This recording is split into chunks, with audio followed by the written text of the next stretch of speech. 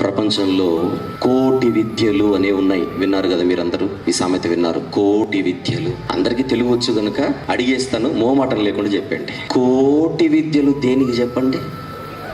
వినపల్లా?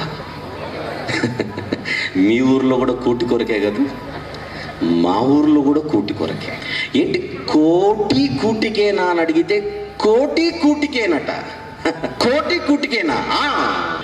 ఆ కోటిలో బిఏ ఉంది, బీకామ్ ఉంది, ఎంకామ్ ఉంది, ఎంఏ ఉంది, ఎంఎస్సి ఉంది, ఎంటెక్ ఉంది. అన్ని టెక్లు ఇందులోనే ఏడ్చాయి. అన్ని కూటికేనా అని అడిగితే అన్ని కూటికే.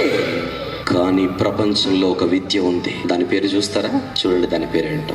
సంఖ్యాకాండం 24వ అధ్యాయం 16వ వచనము చూద్దాం. సంఖ్యాకాండము 24వ అధ్యాయము 16వ వచనము చూద్దాం.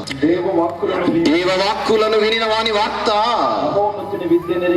ఆ మాట అందరు వింటున్నారో లేదో? ఆ నెక్స్ట్ మాట నేను చదువుతున్నాను ఇప్పుడు. అక్కడ ఒక పదం ఉంది, దయచేసి దాన్ని చూడాలి మీరు జాగ్రత్తగా.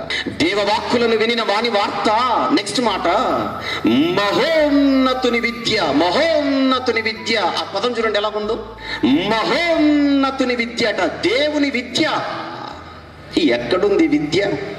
ఎక్కడుంది విద్య?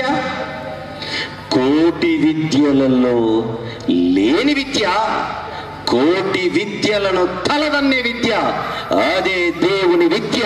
మీ అందరి చేతుల్లో ఉన్న బైబిల్ విద్య. ఇప్పుడు విషయం చెప్పమంటారా? 365 రోజుల్లో అర్ధరాత్రి నన్ను నిద్ర లేపినా అర్ధం మత్తులో లేచి ఇంగ్లీష్ చెప్పి అర్థమయ్యేలా మళ్ళీ పడుకుంటాను. నేను అర్థమయ్యేలా చెప్పి మళ్ళీ పడుకుంటాను. అంత మాస్టర్ ఇంగ్లీష్ లో. అది మొదటి మాట. ఇంగ్లీష్ లో మాస్టర్ నైనా నేను బైబిల్ దగ్గరకు వచ్చేసరికి చేతులు కట్టుకుని విద్యార్థిలాగా నిలబడతాను. ఎందుకు చెప్పమంటారా? బైబిల్ అంత పెద్దది, బైబిల్ అంత పెద్దది, అంత గొప్పది. నువ్వెవరు అని అడిగితే I never like to say that I'm a master in English. నేను ఒక ఇంగ్లీష్ మాస్టర్ అని చెప్పడానికి ఎప్పుడు ఇష్టపడను. నేను ఒక బైబిల్ విద్యార్థిని అని చెప్పడానికి కాలరెగరేసి చెబుతాను సగర్వంగా. మీరు చెప్పగలరా?